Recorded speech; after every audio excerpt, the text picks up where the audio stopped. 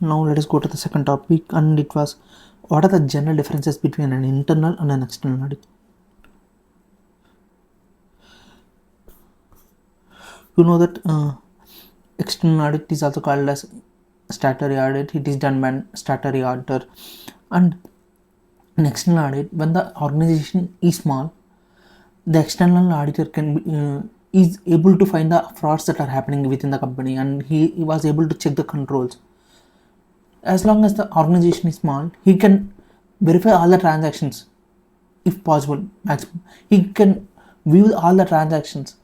I mean, he will be having the clarity on the transactions, what is happening and what is not happening. He gets an idea. If the organization is bigger and it was huge, you cannot expect the external auditor to discover frauds. That never happens.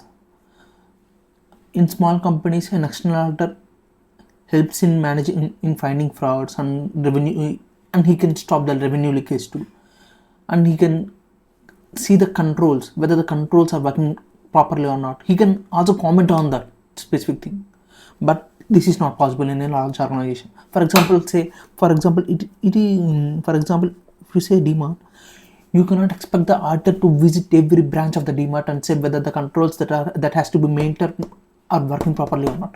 You can never expect an auditor to comment on the controls working properly in every store of the DMart. And it is the responsibility of the internal auditor.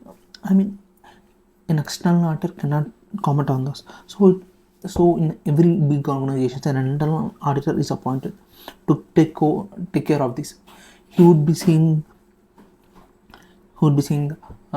controls. He would be verifying whether the controls are working properly or not, whether the internal control system mechanism was proper or not. First thing, whether the internal control system designed was able to eradicate the revenue leakages, was able to eradicate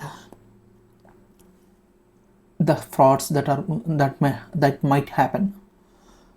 And it is two times more important than statutory auditor, because statutory auditor focuses only on the financial statements, and internal auditor focuses on the controls and the implementation of those controls and working of those controls, which helps in revenue leakage, which curbs the revenue leakage.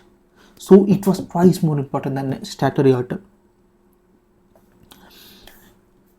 He goes into all the controls, he goes into all the procedures, and he tries to find every loophole in the rules and regulations of the organization, and he tries to correct them. And he is responsible for managing the functioning of the internal control system. So that is why internal auditor is very, very important in big organizations.